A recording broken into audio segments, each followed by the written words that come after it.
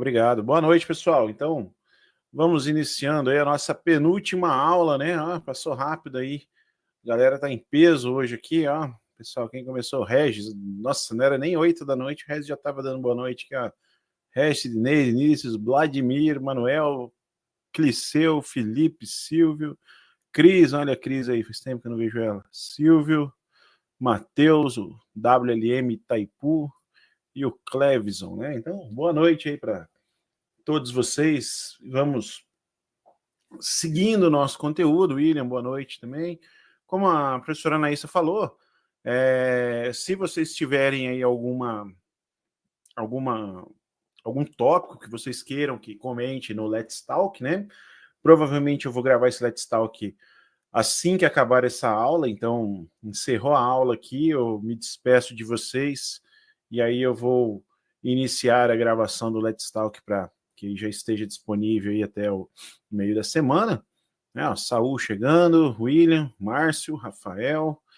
E então, se vocês ainda quiserem que eu fale algum conteúdo específico, né, coloquem lá nesse forms que a professora Anaísa colocou, para que eu saiba onde que eu vou focar o meu trabalho, tá? Então, sem mais delongas, vamos iniciar aí a nossa 8ª semana. Hoje é uma aula mais teórica, assim, mais explicativa, né? Na aula passada a gente entendeu os principais processos de soldagem ali que a gente usa por arco elétrico, né? Que foi o arco submerso, o processo MIG, processo MAG e o processo TIG. Estou vendo se o gato vai subir aqui. Na aula de hoje, então, a gente vai falar um pouco sobre a metalurgia na soldagem, tá? Então, a gente vai entender um pouquinho do que acontece ali dentro daquela poça de fusão, né? Daquela zona termicamente afetada que a gente fala, para saber por que a solda ela não pode quebrar, ou muitas vezes entender o porquê que ela quebra ali naquele ponto, né?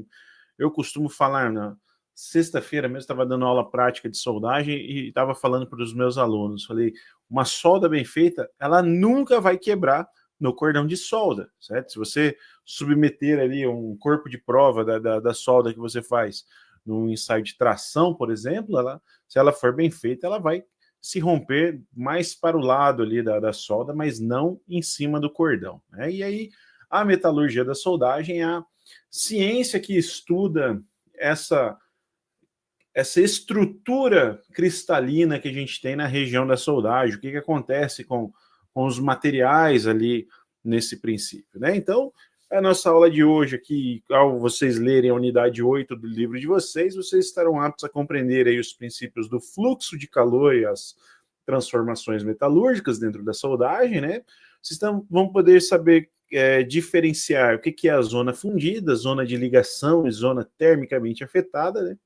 Também a gente vai analisar um pouco das estruturas resultantes em cada zona e o que isso impacta aí na propriedade mecânica da solda, beleza? Conforme a gente sempre faz, eu vou estar acompanhando vocês no chat aqui, e aí qualquer coisa é só mandar mensagem. Se eu não ver na hora, a professora Anaísa sinaliza, ou às vezes eu estou com a tela cheia aqui, porque a gente vai chegando numa idade que essas letrinhas vão ficando miúdas, se eu deixar na tela sem botar full aqui, full screen, né? Então, eu tô percebendo que eu tô ficando cego mais rápido do que eu queria.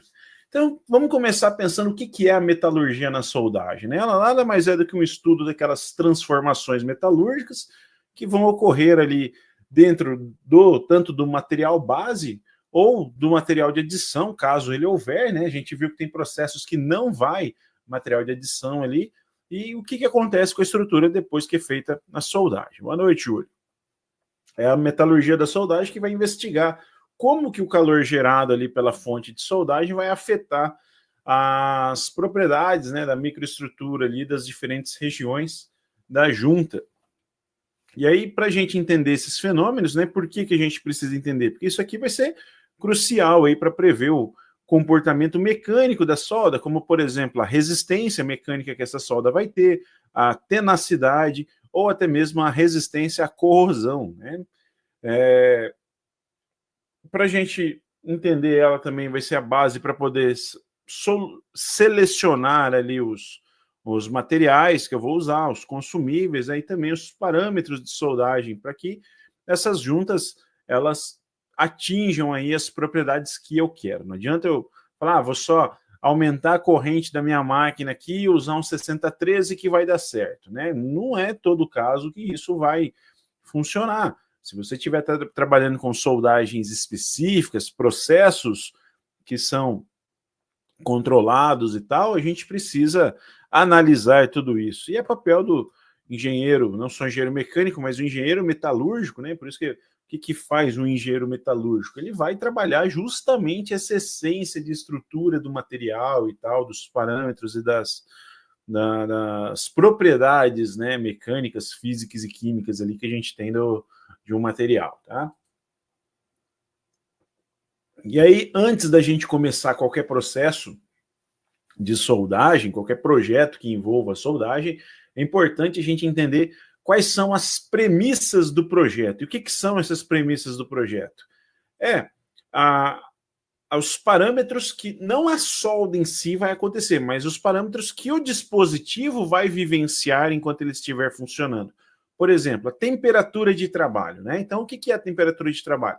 A gente vai realizar a soldagem em um componente e qual que é a temperatura de trabalho que esse componente vai ter? Repara que quando eu falo de temperatura de trabalho, eu não estou falando qual que é a temperatura da solda em si, não. Temperatura que o produto final que foi realizado com a solda vai ficar submetido, né? Então, imagina, vou pegar um exemplo bem tongo aqui. Vamos falar de uma soldagem que não mecânica, vamos falar da soldagem de brasagem eletrônica, né? Que é quando você pega lá um estanho e solda um componente eletrônico numa placa. Beleza. Então, fiz a soldagem, fiz o processo de brasagem ali, mas não percebi o ambiente, né? A temperatura de trabalho que aquela placa eletrônica ficaria. Aí você coloca essa placa eletrônica dentro de um ambiente que vai trabalhar aí a 200 graus Celsius, coloca dentro de um forno. Pronto. Uma vez que você liga o forno e ele esquentou, derrete todo o estanho presente naquela placa e o circuito para de funcionar. Por quê? O projetista não parou para pensar se a forma de trabalho ali ela atingiria se a temperatura de trabalho não atingiria a solda, né? O Júlio deu um exemplo excelente aqui, ó. Os tubos de uma caldeira, né? Então a caldeira ela vai ser um dispositivo que vai trabalhar com alta temperatura e alta pressão, e se você não pensar aí que o ambiente de trabalho dessa tubulação é destinada tanto para pressão e temperatura e realizar uma solda sem se preocupar com isso, você pode ter problemas aí e vai ter vazamentos, vai ter estouros e tal, devido à não percepção ali desse parâmetro, né? Outras características que nós temos também que a gente sempre procura avaliar são as solicitações mecânicas, né? Então, os esforços que acontecem em cima desse objeto soldado, né? Cargas de tração, compressão, flexão, fadiga ou impacto, né? E também exposição a ambientes corrosivos, então a presença de umidade, presença de agentes químicos, salinidade, né? Ou outros fatores aí que podem induzir a uma corrosão da tubulação, tá? Então essas premissas elas definem aí os requisitos de propriedades da solda, como a resistência mecânica, a tenacidade, resistência à fadiga e também a resistência à corrosão que vai ter, tá bom? E aí, falando agora do fluxo de calor na soldagem, né? A gente tem que pensar o quê? Que quando você vai soldar, vai envolver a aplicação de calor intenso naquela região que nós estamos realizando a soldadura, e isso vai gerar aí um fluxo de calor através do material, porque nós estamos soldando estruturas metálicas e o metal ele é um excelente condutor, tanto elétrico quanto também térmico, né? E aqui a fonte de calor vai derreter ali o metal de adição e tal, e aí esse calor ele vai se propagar para as regiões adjacentes, causando o que nós chamamos de ciclos térmicos, né? Eles vão se aquecer e vão se resfriar, depois eles vão se aquecer e vão se resfriar. Ah, mas como assim? Vai aquecer, resfriar? Vamos supor que você tem que fazer uma junta que não necessita apenas de um cordão de solda, mas de vários cordões, então você tem que fazer um preenchimento, Você vai fazer uma solda de raiz ali para dar profundidade, depois você vai fazendo as soldas de enchimento e depois a solda de cobertura. Cada vez que você vai passando ali, fazendo um cordão de solda, você está aquecendo aquela região.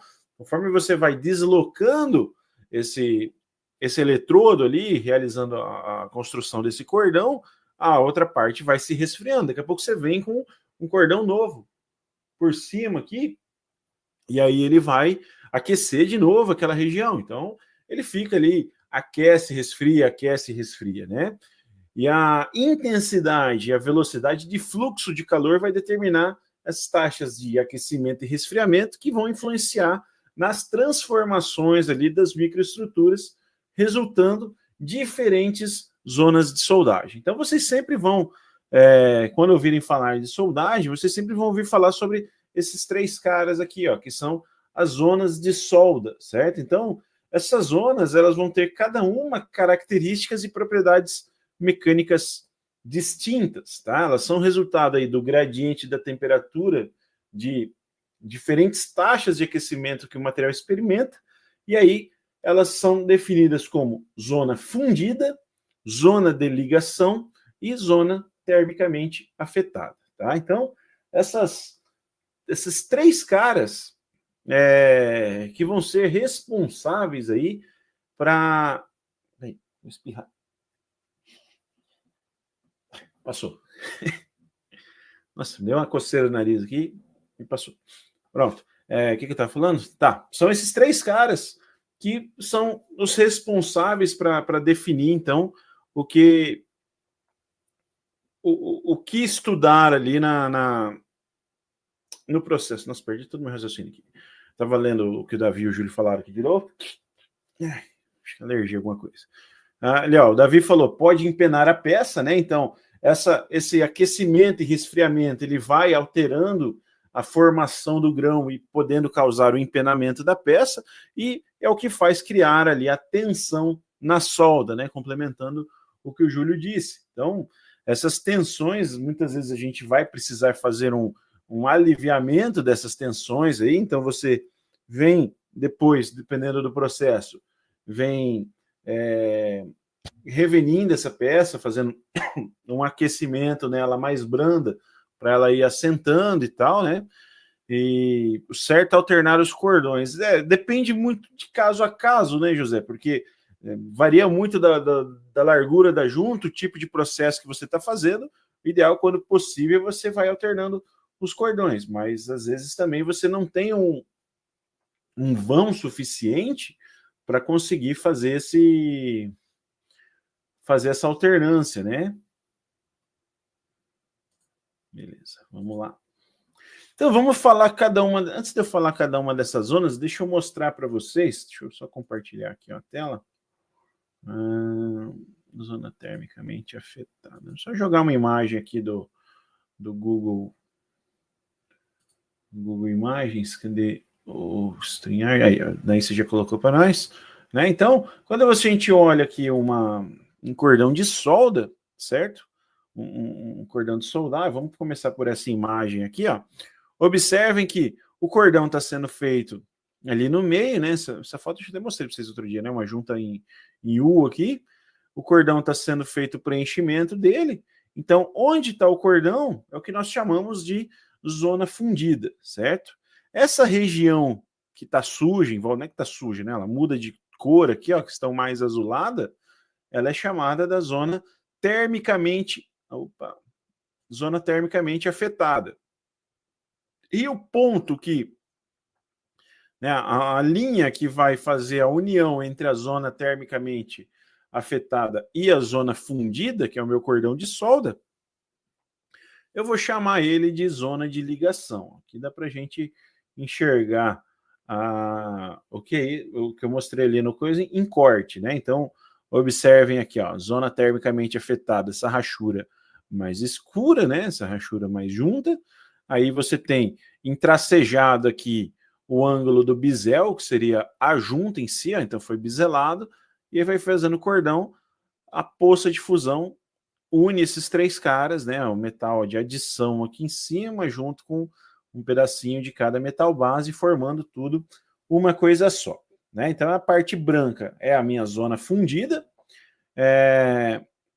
e a linha de ligação aqui entre uma zona termicamente afetada e a zona fundida é o que nós chamamos de zona de ligação, certo? Aqui tem um cobre junto aqui embaixo, que é se fosse um outro material para tampar ali a junta, né? Essa imagem aqui tá bem legal também, ó, que ela tá mostrando uma trinca, certo? Na região de soldagem aqui, ó, a linha da zona de ligação aqui, ó. E a trinca, essa trinca a gente vai falar mais na aula que vem, né? Que a última aula nossa são defeitos do processo. A gente vai estudar um pouco sobre essas regiões aqui, né? Mas ó, aqui tem a mesma trinca mostrando. Então, ó, metal de solda, zona termicamente afetada, a linha escura aqui parecendo uma parábola, né? Que mostra exatamente o que é a zona de ligação entre a zona fundida e a zona termicamente afetada, né? E a trinquinha está aqui do lado. Beleza, já vocês tiveram uma ideia aí do que é, né? Quando eu estiver falando de cada zona, vocês sabem aí o que fazer, imaginar que área que eu estou falando, né? Deixa eu ver, teve mais uns comentários aqui. Já fiz solda com mais de 80 milímetros de espessura. Rapaz, 80 milímetros é isso aqui, ó. Ela encheu, construiu uma peça aí de cordão, hein, Júlio? Davi falou, eu já vi em grandes peças sendo aquecida por maçaricos antes da soldagem, né? Isso, quando você tem peças de grande porte, a gente faz um aquecimento justamente para trazer um equilíbrio térmico, né, durante o processo. É igual, isso é feito em vários processos de fabricação, a gente costuma fazer esse aquecimento para evitar o gradiente, né? O que é o gradiente? O gradiente é o delta ali entre a temperatura final e a temperatura inicial, né, o máximo e o mínimo, e aí você diminui essa esterese aí entre esses dois caras, e aí você vai ter uma melhor soldabilidade, né? Que mais aqui? O Júlio falou que esse aquecimento geralmente é feito em peças com grandes espessuras e em aços ligados, né? Também o ferro fundido também, quando você precisa soldar, o ferro fundido maleável ali, que ele é mais maleável, nodular. Agora eu não lembro de cabeça. Dei aula disso para vocês faz tempo. Mas aqui o José também falou, quando está frio também é bom aquecer a peça, né? No aço liga é aquecido antes e depois para fazer a normalização. Normalização mesmo. Normalização é quando você faz o aquecimento para que suba a temperatura, né? E retire aquelas tensões internas que a gente tem ali no material e aliviando essas tensões para justamente evitar esses empenamentos, né? Uma vez eu fui fazer um projeto e a gente tinha que ter uma barra, né, um perfil W, que é como se fosse uma viga I, mas não tinha viga I. Aí pegamos 3 chapas, né? Era chapa de um quarto, era meio, não era um quarto, se não me engano. Era um quarto, faz uns 15 anos isso. Pegamos chapa de um quarto, mas era 3 metros de comprimento e soldamos uma viga aí. Ela começou bonitinha, na hora que terminou tava parecendo uma broca, né? Tava tudo empenado, assim. Aí foi bem complicado, né? Coisa que depois, com o tempo, a experiência vai fazendo a gente aprender a não fazer essas loucuras, né? Mas não deu certo, quer dizer, até deu certo, tivemos que dar umas porradas lá no negócio para funcionar, mas não, o empenamento foi consequência total ali de uma inconsequência nossa de querer reinventar a roda, né? Beleza, vamos falar um pouquinho da zona fundida, que também é conhecida ali como cordão de solda, e vai ser a região onde tanto o material de adição e o material base, se a gente utilizar material de adição, né, vão ser completamente fundido e posteriormente solidificado. O que é importante saber da zona química, ou da zona fundida? A composição química, né, que vai ser a mistura de um material base com o metal de adição. Então, na maioria dos casos, a gente utiliza o metal de adição sendo exatamente a mesma liga do metal base, mas existem eletrodos que você vai utilizar que no próprio revestimento possui elementos de adição ali para transformar o metal de adição ali no metal liga, né? Vão auxiliar na composição de um metal liga, tá?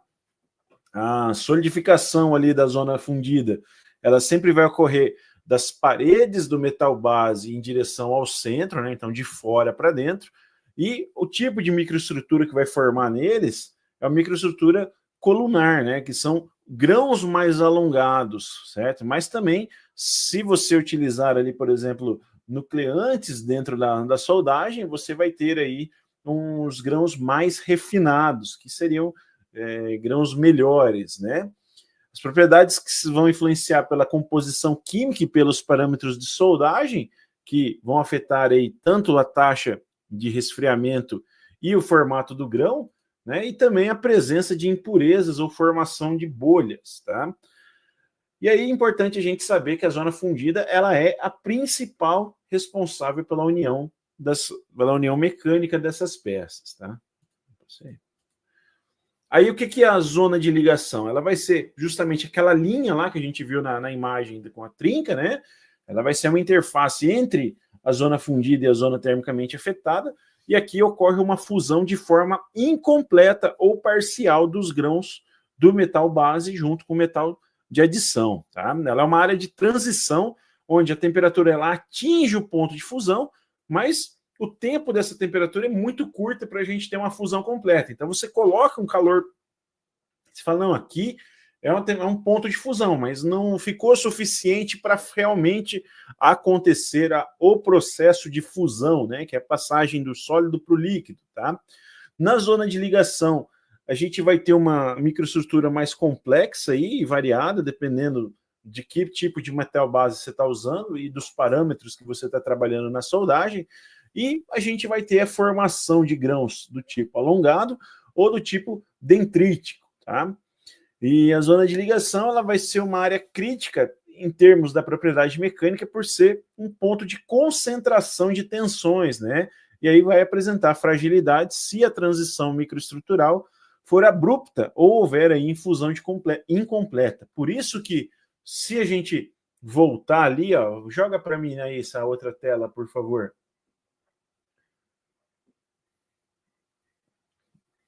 Se a gente voltar aqui para ver, ó, vai entender o porquê que a trinca aconteceu exatamente onde começa a minha zona de ligação, né? Porque é nesse ponto onde a gente tem aí a maior quantidade de tensões sendo aplicadas na peça.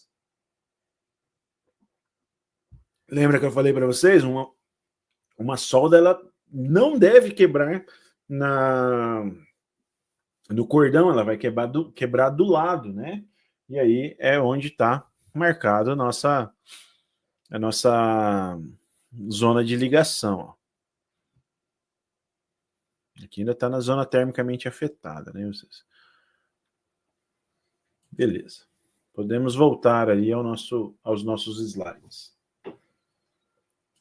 E aí a gente tem a zona termicamente afetada. A zona termicamente afetada, ela vai ser a região adjacente ali do metal base, né? Adjacente à zona fundida, e ela não teve nenhum vínculo com a fundição, mas sofreu alterações estruturais e alterações de propriedades por causa desse ciclo térmico de soldagem, de esquentar, esfriar, né? É comum você ouvir pessoas mais antigas que não passou por uma formação de engenharia nem nada, que fala assim, temperou na onde soldou, né?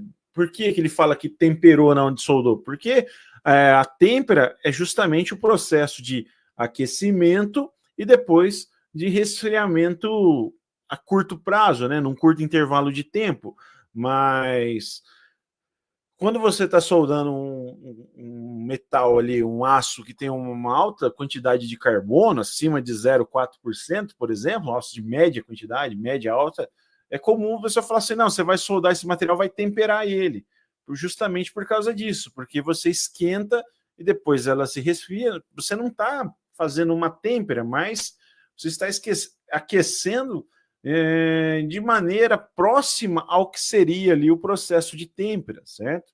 E aí a temperatura na zona termicamente afetada, ela vai acabar variando gradualmente, né, diminuindo à medida que se afasta da zona fundida.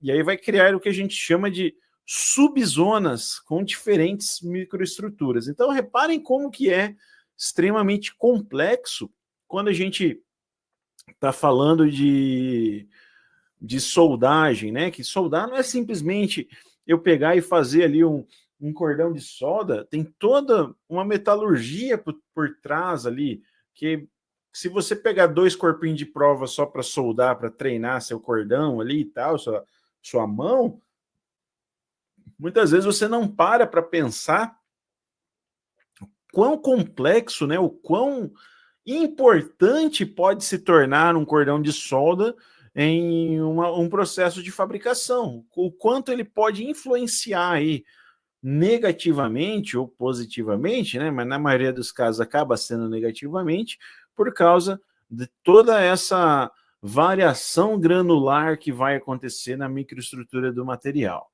né? E aí, se a gente pegar quais transformações que acontecem dentro da zona termicamente afetada, né, você vai ter um crescimento do grão mais próximo da zona fundida, porque vai ter uma temperatura maior, e vai ter um refinamento do grão nas regiões de temperaturas intermediárias, e também vai ter o amaciamento ou o endurecimento, dependendo de que tipo de tratamento térmico que foi feito antes do material, né, antes do material fazer a soldagem, e também da taxa de resfriamento. Por que pode amaciar ou pode endurecer? Porque seu metal pode estar duro, e aí você faz um aquecimento nele de novo, ele pode se comportar como se fosse um recozimento, né? Ou você pode ter deixado ele já recozido para poder fazer um processo de usinagem e tal, e na hora que você faz a soldagem, ele vai aumentar essa temperatura e vai endurecer, né? E aí pega depois para você ver ali o que acontece se você pegar para tornear, né? Eu costumo fazer uma prática com os meus alunos de mecânico de manutenção, que eu dou um eixo para eles usinarem, então eles estão aprendendo a tornear e tal, aí eles vão lá, torneiam, eu passo a medida para eles, só que eu passo uma medida errada, né? Eu induzo eles a errarem a medida, eles têm que fazer um ajuste de rolamento, e aí na hora que eles ajustam, na maioria dos casos também eles nem precisam da medida errada, eles estão aprendendo a operar o torno, então não sabem ainda as manhas para ajustar o eixo certinho, com o micrômetro e tal, mas eles matam o eixo, né? O objetivo é que aquele eixo seja morto. E depois a gente vai lá na solda e ensina eles a soldarem, e uma das atividades é encher o eixo de novo, que é a parte de recuperação por peça soldada, né? E depois eles vão lá e torneiam esse eixo cheio para ajustar agora no tamanho certo, né? E a maioria ela acaba patinando mais para soldar ali nessa região que foi feita a soldagem, porque ele fica mais endurecido que o normal, né? E é característica por causa da presença de carbono na peça, né? O que vai ter de impacto aí nas propriedades? Ó? A zona termicamente afetada, ela vai frequentemente a região mais crítica em termos de tenacidade e resistência à trinca, porque ele vai apresentar aí microestruturas indesejáveis, né? Esse slide não era para estar aqui. Zona, peraí. Microestrutura na zona F. Aqui, ó. Eu apertei para voltar, né? Aí, peraí, me perdi. Microestruturas. Ah, tá. Agora tá certo. Isso aqui, né? As microestruturas das ETA são complexas e variam dependendo do tipo de material e do ciclo térmico dele. Então, vamos analisar aqui. Ó. Se a gente estiver trabalhando com um aço de baixo carbono, né, um Mi-20, etc., ela vai ter os grãos mais grosseiros próximo à zona fundida, com crescimento excessivo de grão, e aí vai ter uma menor tenacidade nessa região, que vai ser suscetível à trinca, né? Repare, lá na região próxima, né? Bem próxima da zona de ligação.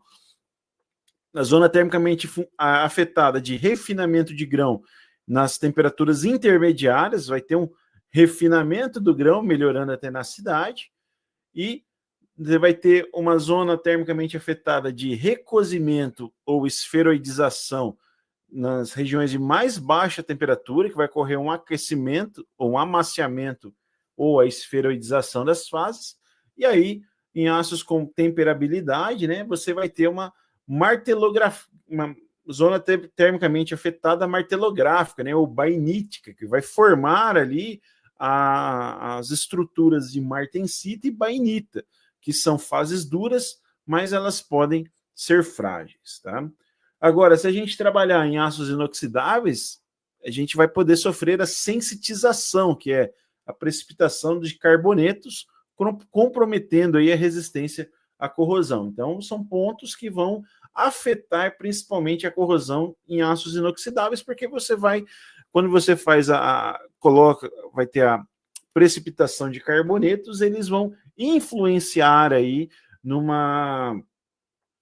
ponto mais frágil, não para trincas, mas para a corrosão, né? E se a gente estiver trabalhando com ligas de alumínio, a gente vai ter o recozimento ou o crescimento do grão, perdendo a resistência obtida por tratamentos térmicos. Pô, mas tratamento térmico alumínio, sim, a gente faz também, não vai fazer uma têmpera num alumínio, mas existem tratamentos térmicos para alteração de estruturas granulares também em ligas de alumínio e em outras ligas, né? Deixa eu ver aqui o chat, que eu estava em tela cheia. Aqui, ó, o Júlio falou aqui, ó, realmente, dependendo do material, após o 1045, endurece mesmo. Quando se vai usinar, dá para ver esse endurecimento. Isso mesmo, né? E o José complementou falando aqui, eu percebia isso quando ia fazer emendas em eixos. Não sabia a explicação. Aí, agora você já dá para entender, José, que tudo isso acontece por causa dessas zonas afetadas dentro do processo, né? E agora vamos falar um pouquinho das propriedades mecânicas na nossa solda, tá? Então, as propriedades que elas são... um negócio que eu queria falar para vocês aqui, eu não lembro se eu botei no slide para frente ou não, mas toda essa questão aqui da zona termicamente afetada, de esferoidização e tal, se vocês pegarem... eu vou explicando aqui, mas enquanto isso eu vou pesquisar aqui no YouTube rapidinho, mas se vocês observarem um ensaio de tração em um corpo de prova, de solda, né, vocês vão ver que na região que está fora do centro dele, ou seja, na região que não foi soldada, ele vai ter um estiramento maior, ele vai ter uma deformação plástica maior do que no centro, né? Antes de formar a estricção ali no material, ele vai trazer um estiramento maior, justamente por causa que você tem aquele recozimento na ZTA dele, né? Estou vendo vários ensaios de tração aqui enquanto estou falando isso para vocês, mas eu estou tentando achar um que seja de solda. Deixa eu abrir. Vamos ver. Joga em... Pesado quando a gente conversa sobre não vi esse vídeo soldagem. antes, tá, pessoal? Não sei se está... Vocês veem na imagem do fundo uma máquina. Olá, pessoal. Hoje nós vamos conversar a respeito de um ensaio que é extremamente utilizado quando a gente conversa sobre soldagem. Vocês veem na imagem do fundo uma máquina de tração que vai fixar um corpo de prova, já que é bem determinado pelas normas, e esse corpo de prova será tracionado, ou seja, a parte inferior da máquina vai fazer atividade de tracionar para baixo, a parte de cima puxa para cima e esse corpo irá romper-se. Essa ruptura que vocês vão verificar nos próximos segundos vai indicar o quanto é que a solda está resistindo e o resultado dessa resistência vai dizer se a solda ficou boa ou não no que diz respeito aos esforços relativos à resistência dos materiais. É assim que funciona o ensaio de tração. Se ele resistir tanto quanto o metal de base, essa tração foi aprovada. A ideia aqui, pessoal, ele não, nesse corpo de prova não mostra o cordão de solda ali, onde está sendo feita a soldagem, mas a ideia é que você sai do corpo sem solda, né, do metal sem ter a solda, e vai gerar no gráfico uma tensão em megapascal, não, a resistência à tração está em megapascal.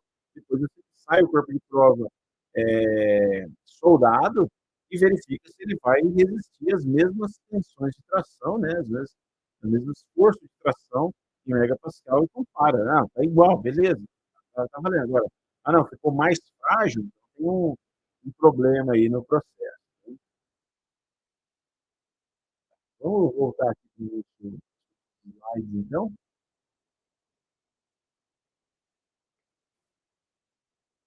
Prof, há algum tempo eu peguei um tanque speed de retorno de condensado em caldeira de inox. Estava trincado e toda vez que eu soldava, ele trincava na lateral da solda. Precisa estar cozido. Aí já é um problema metalográfico dele, né? Um problema estrutural dele que poderia estar causando isso. Então, teria que avaliar uma contaminação no material.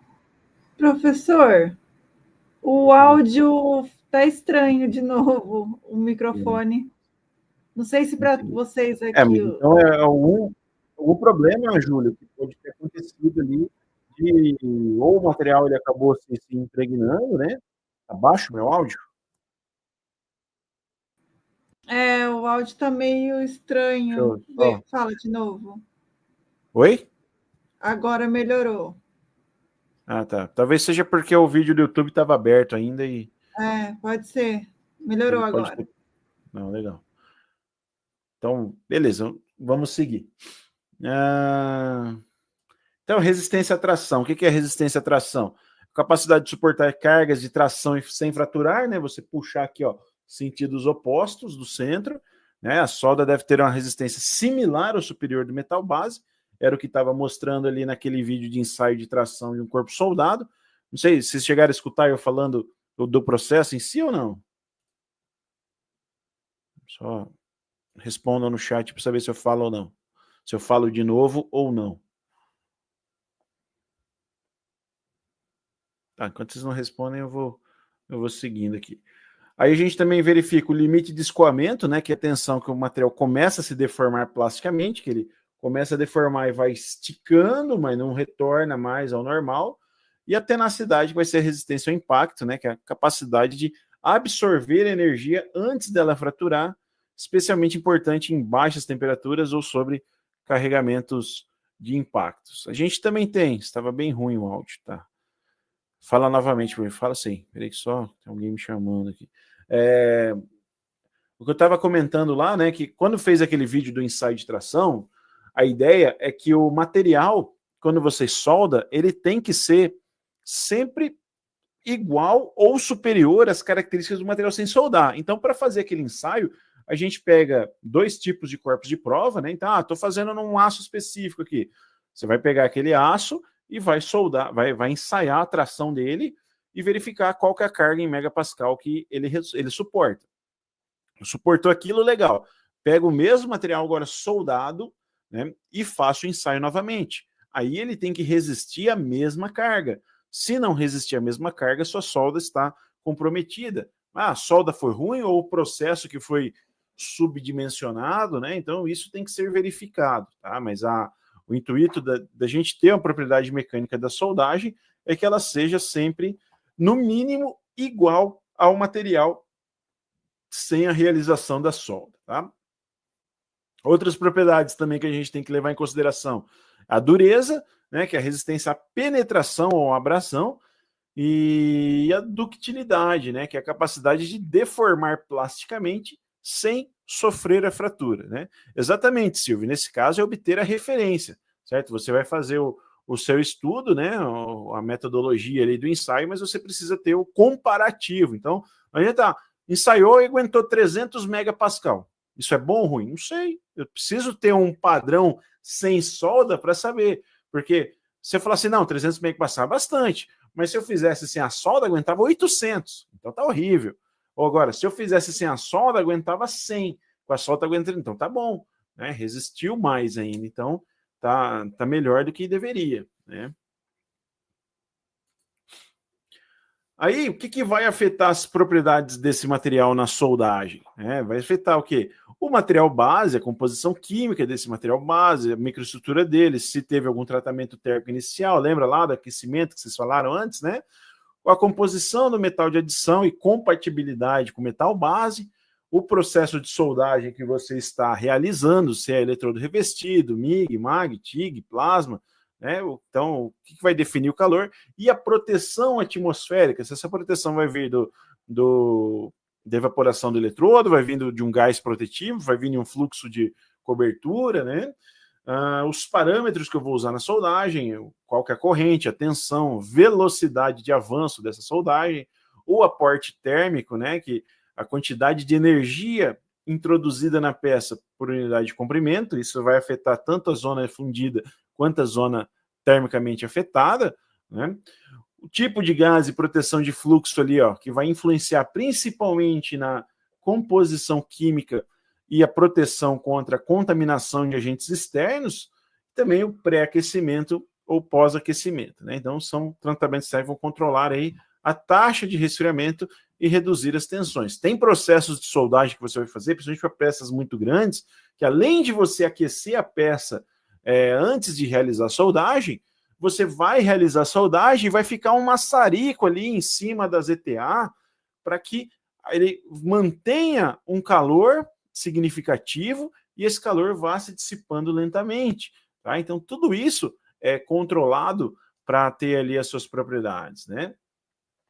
E aí, se a gente pegar os fatores críticos na soldagem do aço em si, né? Vamos esquecer todos os tipos de materiais ali que a gente usa para soldar e focando somente no aço, a gente tem que pensar no carbono equivalente, que vai ser a medida de temperabilidade de um aço, né? Então, quanto maior o carbono equivalente, maior a probabilidade de formação de martensita. E aí a gente já viu que a martensita, ela é uma estrutura que auxilia no processo de dureza e, consequentemente, no processo de fragilidade, né? Então, se eu botar um material, ou fizer uma soldagem que vai aquecer muito e vai fazer com que o carbono, lembra que se vocês pegarem, eu não tenho nenhuma de cabeça agora aqui, mas se vocês pegarem o desenho de uma rede cristalina do aço, vocês vão ver que as moléculas de ferro, elas são grandes, né? Tanto na tabela periódica, você olha lá o ferro, acho que é 56, 58, alguma coisa assim, e o carbono, ele é pequeno, né? O carbono está no começo da tabela periódica, então a representação, geralmente a gente faz umas bolinhas, umas esferinhas mostrando os elementos de ferro, e umas bolinhas menorzinhas mostrando o carbono, que vai estar no meio ali, certo? E aí, quando você esquenta, você está fazendo com que esse carbono se migre, né? Ele vai ocorrer ali tem umas palavras, muito tempo quando falo de materiais, mas tem uma palavra certa que ele vai se deslocando até chegar na zona ali termicamente afetada e, consequentemente, no resfriamento vai acabar formando grãos de martensita. E aí vai ser um endurecimento desnecessário na nossa peça, tá? O aporte térmico dentro do aço também controla essa energia introduzida para evitar tanto um superaquecimento, né, o crescimento do grão, ou um resfriamento muito rápido, que é a formação da martensita. Se vocês estiverem com dúvidas em relação a esses nomes, martensita, austenita, bainita, não sei o que lá, dá uma pesquisada na parte de metalurgia, que é o diagrama ferro-carbono, né? Tem uma apostilinha de tratamentos térmicos do Senai muito boa, bem antigona, que fala cada um dos processos, mostra o desenho dos grãos ali e tal. Isso ajuda bastante para quem quer se aprofundar um pouquinho ou conhecer mais um pouquinho dessa área, né? A gente tem um pré-aquecimento aí que para reduzir a taxa de resfriamento na zona termicamente afetada, né? E evitar essas microestruturas frágeis, também auxiliando na remoção do hidrogênio. O hidrogênio ele vai acabar afetando de forma, né? O hidrogênio ele afeta de forma a gerar as trincas no cordão ali na zona, né? A gente pode fazer um tratamento térmico pós-soldagem, né? Que é o pós-welding heat, alguma coisa ali. Treatment. Pós-welding heat treatment, isso. Ele vai aliviar as tensões e melhorar a tenacidade, conforme a gente já falou, né? E aí a questão do hidrogênio, a principal causa das trincas a frio. Então, o controle da umidade em consumíveis e superfícies é vital. Por isso que é comum, se você vai fazer soldagem, por exemplo, com eletrodo revestido, vocês vão manter esses eletrodos numa estufa, para que não pegue umidade nele e tal, né? Estufa é um negócio que eu tenho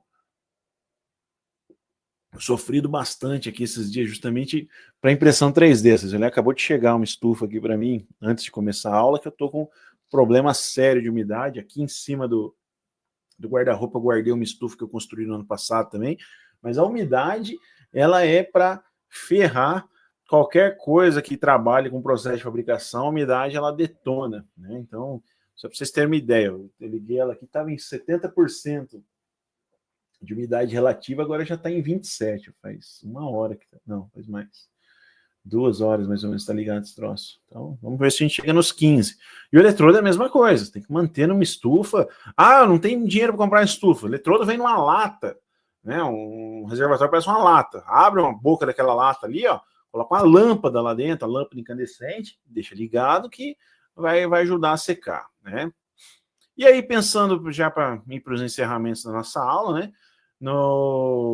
Em outros materiais, ali, em outros metais, então, peraí. Ah, não, é isso mesmo. Pensando em outros metais ali, ó, nos ácidos inoxidáveis, ele pode sofrer essa sensitização, que é os carbonetos para diminuir a resistência à corrosão, né?